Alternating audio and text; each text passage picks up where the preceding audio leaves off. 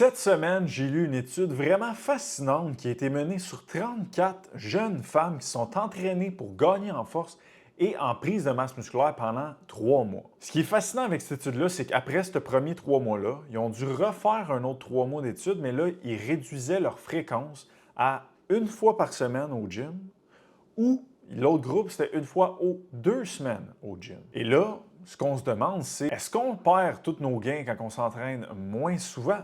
Et si oui, à partir de quelle fréquence on perd nos gains en force ou en prise de masse musculaire? Et est-ce que ça vaut la peine de continuer si on a moins de temps? Est-ce que si on va en vacances pendant 2 semaines, on perd nos résultats? Est-ce que si on est malade pendant une semaine? Donc, on peut aller plus loin que ça. On peut vraiment se sortir du cadre de Ah, j'ai moins de temps, de j'ai quelque chose de spécifique qui m'empêche d'y aller. Donc, à partir de combien on perd nos résultats?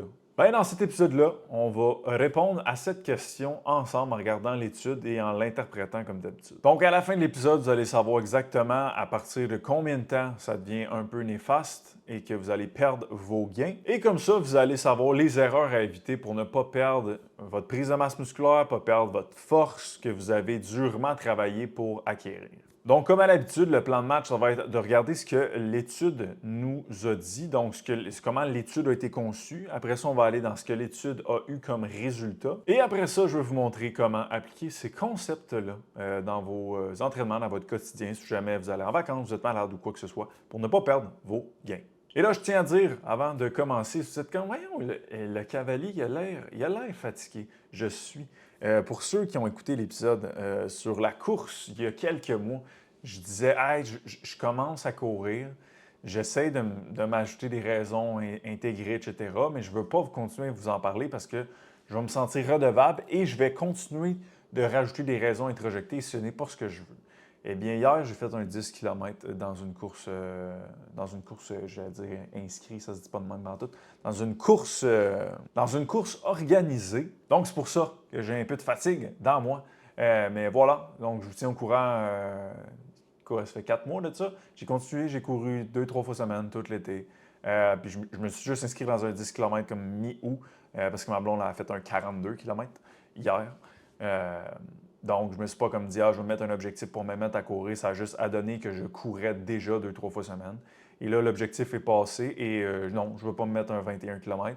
Puis, je ne vais pas me remettre un 10, mais je vais juste continuer de courir parce qu'il y a plein de bienfaits que j'apprécie beaucoup dans mon quotidien, comme la concentration, comme le fait que mes steps, comme le fait que j'ai moins besoin de me lever tôt le matin pour faire mes steps. Donc, je récupère un peu plus de sommeil vu que je vais courir sur l'heure du lunch. Bref, donc, je crois, en tout cas, en lumière de ce que j'ai fait depuis les 4-5 derniers mois, que j'ai réussi à shifter mes raisons introjectées de départ. Donc, je me suis servi de ce kick-là au départ et je l'ai transféré vers du intégré, identifié. Et là, me voici que je veux mettre ça dans mon quotidien, même si je n'ai pas d'objectif comme un 10 km ou quoi que ce soit. Bon, revenons à l'étude qu'on parle aujourd'hui. Donc, participants. Participants, il y avait 34 femmes, âge moyen 20 ans, et c'était des débutantes, as always, dans les études en entraînement. La méthodologie, c'est qu'ils ont fait 2 entraînements semaine de jambes pendant 12 semaines, donc pendant 3 mois. Le workout, c'était 4 séries de 6 répétitions de leg press avec 3 minutes de temps de repos et elle devait augmenter de 2,5 à 5 la charge à toutes les semaines pendant le 12 mois. Donc, encore une fois, on parle de 3 minutes de temps de repos, on parle de surcharge progressive. Ça n'a pas été mentionné l'échec, mais vous voyez que c'est là, ces concepts-là que je parle toujours, ça revient toujours dans les méthodologies d'études. Puis après ça, on va voir est-ce que ça fonctionne, on va voir si on gagne de la force ou de la prise de masse musculaire après le premier 3 mois. Donc, après le premier 3 mois, qui sont entraînés 2 fois par semaine, ils étaient divisés en 3 groupes. Un groupe où elles continuaient une fois semaine à s'entraîner. L'autre groupe, c'était une fois aux 2 semaines. Et l'autre groupe s'entraînait juste plus pantoute pendant 3 mois. Donc, on peut dire que l'étude au complet, c'était 6 mois. Premier 3 mois, je m'entraîne 2 fois semaine. Deuxième 3 mois, je m'en vais soit dans le groupe que je m'entraîne une fois semaine, soit dans le groupe une fois aux 2 semaines, soit dans le groupe que je ne m'entraîne plus. Et là, ce qu'ils ont voulu voir, c'est est-ce qu'ils maintiennent leurs résultats acquis pendant le premier 3 mois. C'est ça la question que les chercheurs voulaient trouver la réponse. Pour mesurer est-ce qu'il y a eu un gain en force, ils ont-tu maintenu, etc., c'était un 1RM au leg press qui a été mesuré pour mesurer la force. Au niveau de la masse MEG, ils ont utilisé un DEXA-scan et au niveau de la masse musculaire des quadriceps, ils ont utilisé une échographie. Donc, c'est quoi les résultats qu'ils ont vus dans cette étude-là? Bien, je vais aller dans le premier 3 mois en premier. OK? Donc, au niveau de la force, j'ai les chiffres devant moi. Ils ont augmenté, évidemment, de 28 leur gain en force au niveau du 1RM du leg press. Donc, ils sont allés au gym, ils ont poussé fort, ils ont augmenté les charges, ils ont assez de temps de repos. Ah ben, je suis surpris, ils ont gagné de la force en 3 mois. Allons voir dans la composition corporelle, qui est plus ou moins précis, mais somme toute. Premier 12 semaines, augmentation évidente de la masse MEG de 5 Si on va voir dans la masse musculaire, échographie au niveau des quadriceps, premier 12 semaines, augmentation évidente de 13 Donc là, je vous invite vraiment à faire des liens ici. On voit qu'il y a des résultats de force et de masse musculaire avec une échographie. C'est quoi qu'ils ont fait? Allez voir dans Méthodologie, faites ça, vous allez avoir les résultats. C'est des débutantes. Donc, c'est sûr qu'il y a un biais qui vient, pas qu'il y a un biais, mais il y a une notion de débutant qui rentre là-dedans. Mais ils sont allés 2 fois semaine pendant le premier 3 mois, tout le temps. Okay? Donc, ils l'ont fait, ils n'ont pas skip, ils ont été constantes, c'est des femmes. Ils ont augmenté leur charge de 2,5 à 5 à tous les entraînements. Ils ont pris 3 minutes de temps de repos. Et comme par magie, 3 mois après, ils ont eu des résultats.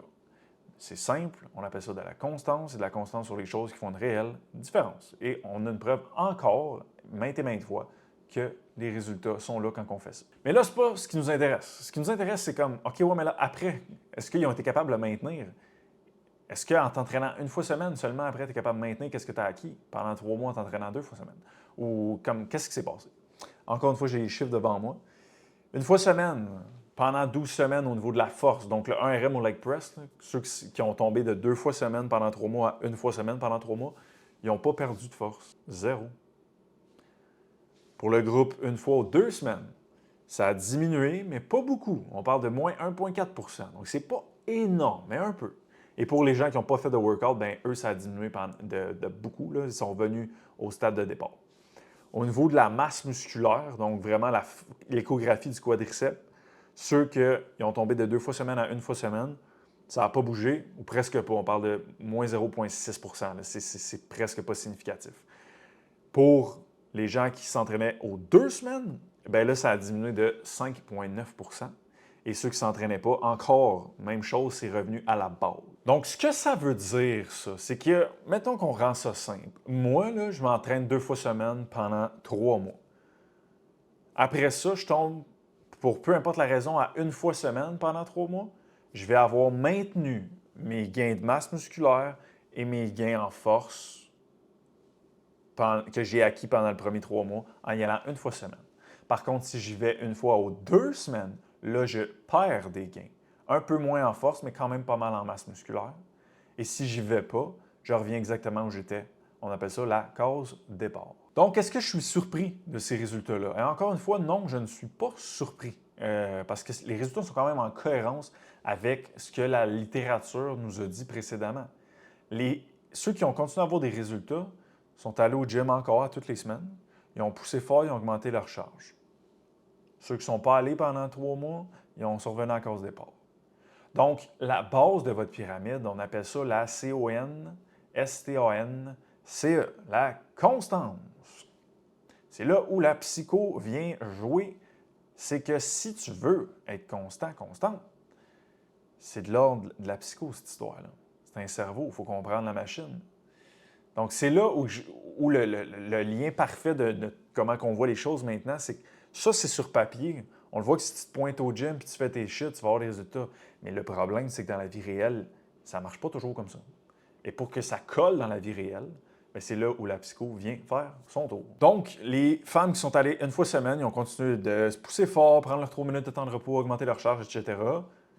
Ceux 1 fois ou 2 semaines également, mais ça a l'air que c'est pas assez 1 fois ou 2 semaines pour maintenir les gains. En force, c'était pas loin, ils en ont perdu un peu, mais en masse musculaire, définitivement que si tu y vas 1 fois ou 2 semaines, c'est pas assez pour maintenir les gains que tu as eus dans le premier 3 mois.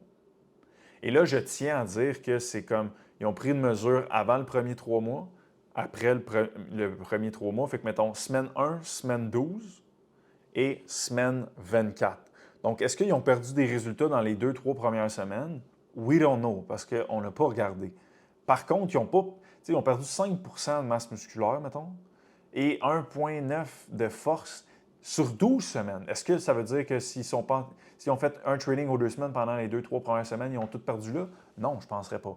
Okay, donc, je pense que c'est vraiment moins pire qu'on le pense si jamais on a des vacances où on est malade et on ne peut pas aller au gym. Les limitations de cette étude-là, parce qu'il y en a toujours. Hein? Premièrement, 34 femmes, c'est pas 34 hommes. Donc, est-ce que c'est pareil pour les hommes? We don't know sur cette étude-là, mais il y a d'autres études qui ont regardé un peu des trucs similaires en termes de réduction du volume et ils ont vu sensiblement la même chose où tu peux réduire considérablement ton volume d'entraînement sur une bonne période et maintenir les gains que tu as acquis dans une période où le volume était plus élevé. Il n'y avait pas de suivi en nutrition. Et le dernier point, c'est que c'était des débutantes. Est-ce que ce serait la même chose chez les avancés? Bien, l'étude que je disais qui avait réduit le volume, c'était sur des athlètes.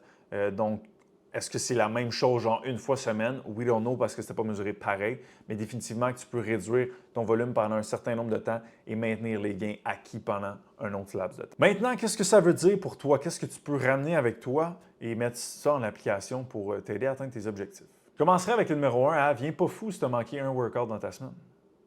Tu comprends? Fais juste le comparable ici. Là. Tu manques un workout dans ta semaine, tu ne peux pas perdre de gain et c'est correct. Là. La vie va continuer, c'est correct, tu ne perdras pas de gain. Ça, c'est la première affaire. Viens pas fou si tu as un mois ou si tu as moins de temps, il faut que tu passes de 4 fois semaine à 3 fois semaine. Viens pas fou avec ça. Parce que encore là, comparé avec ce qu'eux ont fait, là, vous allez être correct. Ça ne perdra pas vos gains, vous allez probablement les maintenir et probablement en avoir. Si vous continuez à y aller, mettons, 3 fois semaine, 2-3 fois semaine, je pense que vous allez être correct. Et viens pas fou si tu vas en vacances une semaine. Donc, bottom line, étude pour te dire de arrêter un peu de capoter si jamais tu manques un workout. C'est pas grave. Puis là, après ça, c'est comme si tu vas y aller une fois ou 2 semaines pendant 3 mois, je me demanderais pourquoi. Que ce serait une autre discussion. Mais je pense que le take-home pour nous là, qui sont quand même assez constants en allant au gym, c'est comme OK, si je manque un workout pour whatever la raison, c'est pas la fin du monde. Genre, si je suis malade, si je sais pas, j'ai mal planifié mon horaire, je manque un workout. C'est comme, it's not a big of a deal. Tant que tu le refais la semaine d'après, puis tu retournes dans tes habitudes, tu n'auras pas perdu de gains, tu vas avoir maintenu, puis tu vas peut-être même avoir des gains parce que si tu as 3 workouts par semaine, au moins, où tu vas à l'échec, etc., toutes les bonnes composantes, bien, je pense que tu vas être correct. Donc, à la lumière de cette étude-là, si on comprend, si tu y vas au moins une fois semaine, puis tu vas à l'échec, tu augmentes tes charges, 3 minutes de temps de repos, tu manges assez de protéines, tu manges assez de calories, tu vas être correct, tu vas maintenir tes gains à une fois par semaine, à la lumière de cette étude-là, et d'autres études un peu qui sont en cohérence avec ça. Une fois semaine. Okay? Donc, ça revient au point où vous ne virez pas fou avec ça si jamais vous devez manquer un workout, si jamais vous allez en vacances, vous êtes comme « Oh mon Dieu, là, je ne pourrais pas m'entraîner. » C'est comme « Non, c'est beau. Là. Tu ne perdras pas tes gains puis ça va être correct. » Par contre, on peut voir avec cette étude-là que tu vas perdre tes gains si tu arrêtes complètement de t'entraîner ou si tu y vas seulement une fois aux 2 semaines. Et là, je ne pense pas que tu m'écoutes si c'est ton cas, mais si jamais c'est ton cas que tu fais ça, bien là, je t'inviterais à travailler sur la constance. Et comment on travaille ça, la constance? On travaille ça en prenant conscience de notre propre machine que j'ai nommée le cerveau. Donc, il faut comprendre notre personnalité, comprendre qu'est-ce qui fait en sorte qu'on a de la misère à être constante. Ça se comprend, ça.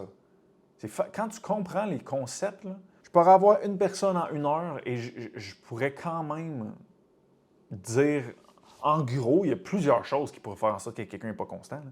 Honnêtement, c'est pas juste le résultat d'une affaire, c'est beaucoup de choses, mais après ça, il faut juste cibler qu'est-ce qui fait le plus de différence dans ce manque de constance-là. En une rencontre, on est capable de débloquer ça. Puis après ça, quand tu débloques ça, tu es capable d'appliquer les concepts qu'on parle toujours, qui est d'aller à l'échec, d'aller au gym, etc. Et d'avoir des résultats. C'est la même affaire avec la bouffe. C'est comme si tu as de la difficulté de constant avec la bouffe, mais il y a une raison à tout ça. Puis il y a plein de choses, mais c'est de mettre le doigt sur le bonne affaire, puis ça, c'est de l'enjeu psycho.